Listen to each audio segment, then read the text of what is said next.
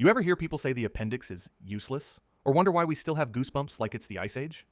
Spoiler: nature doesn't keep freeloaders around. Those so-called pointless body part are secretly doing life-saving background work without a thank you. These useless parts? They're basically the unpaid interns of your survival. You know that weird little organ doctors call useless? Yeah, the appendix. The thing that only makes the news when it explodes like a pipe bomb on a family vacation. But here's the plot twist. It's not just sitting there for decoration. The appendix is actually the backup server of your gut. Imagine your intestines are like a bustling city full of friendly bacteria. The kind that digest your food, keep your immune system chill, and stop you from becoming a walking biohazard. Now picture a catastrophic event, like, say, a full-on diarrhea apocalypse. Nuclear level wipeout. Bacteria? Gone. Your gut? Empty. Your dignity?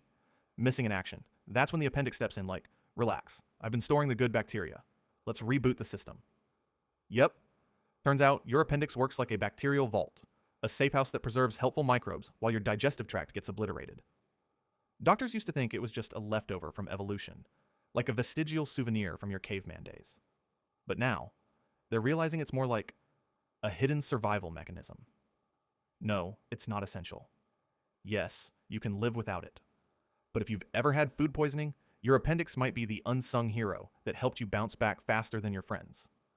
So next time someone says it's useless, just tell them, it's not useless.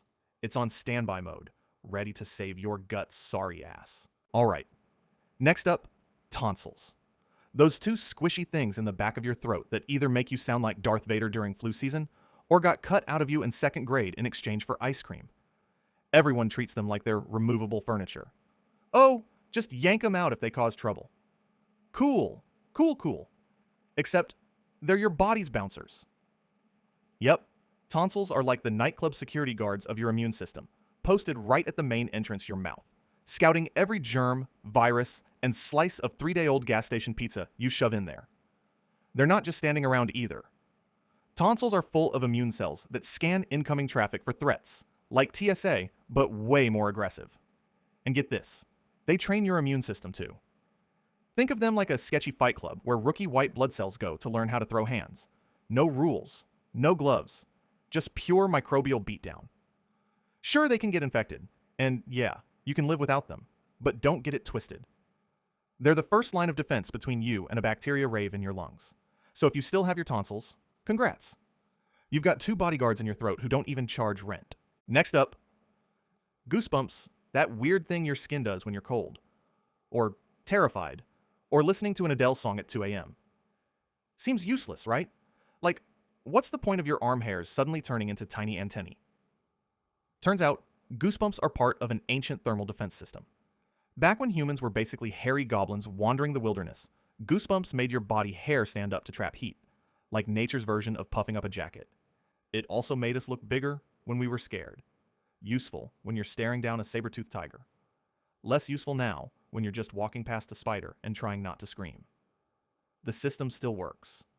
We just lost the fur that made it obvious.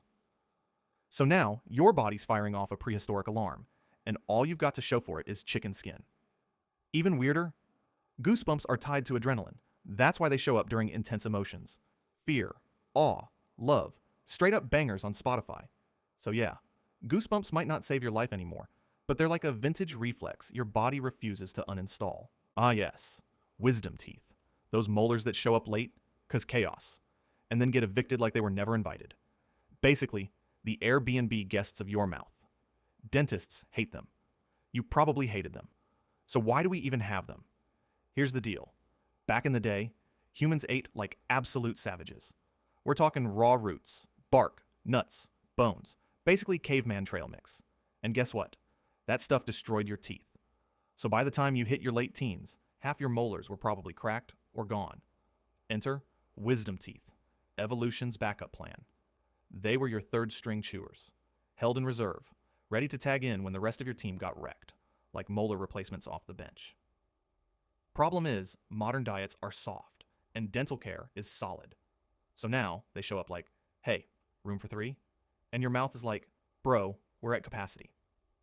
But plot twist, removing them might actually weaken your jawline long term. Some studies show they stimulate bone regeneration in the jaw and may help maintain facial structure after injuries or surgery. So yeah, they're chaotic, impacted, and painful. But useless only if you've never had to chew mammoth meat with 2 molars left. The tailbone, or if you want to get fancy with it, the coccyx, which sounds less like part of your spine and more like a rejected Pokemon. Most people assume it's useless, like a leftover tail stub from evolution's garage sale. But nah, this little guy's still putting in work. Your tailbone is basically the anchor point for a whole squad of muscles, ligaments, and tendons. It helps stabilize you when you sit. It's involved in balance. It even plays a key role in, pooping. Without it, your pelvic floor turns into a sad, floppy mess. You ever try using a hammock with one hook ripped out of the wall? Exactly. It's also a pressure point for sitting. That triangle of bone back there is quietly helping you not fall over every time you sit on a bench like a civilized human. Sure, it doesn't wag anymore, but don't call it useless. That little nub is holding your lower half together like duct tape behind the scenes. Now let's talk about something hairy, specifically armpit hair, the most aggressively judged body fluff in existence. Everyone's either shaving it, waxing it, or pretending it's not there. But evolution? Oh, it left it in for a reason.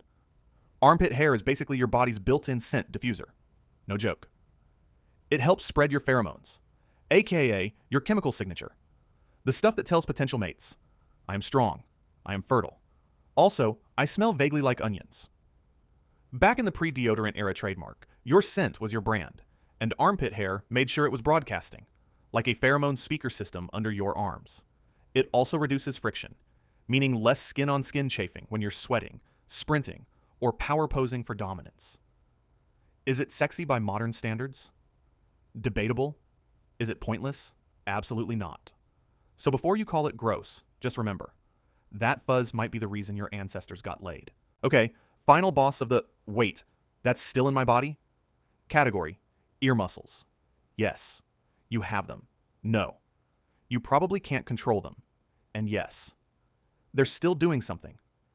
These are your auricular muscles, little strands of tissue around your ears that were once used to wiggle them towards sound. Like how cats and dogs do the radar dish move. Yeah, we used to be built like that. Now, they're like leftover code in your body's operating system. Most people can't move them anymore, but they still activate when you're startled by a loud sound.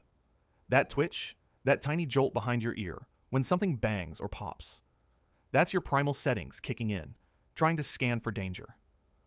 With hardware that's mostly been turned off since the Stone Age. Some people can still wiggle them. And to those people, I say, you're either genetically elite or a party trick waiting to happen. So yeah, ear muscles, barely functional, totally weird. Still silently backing up your fight or flight like old security cameras no one bothered to unplug. Every useless part we covered, not so useless. They're more like silent MVPs, doing unglamorous vital work while your brain takes all the credit.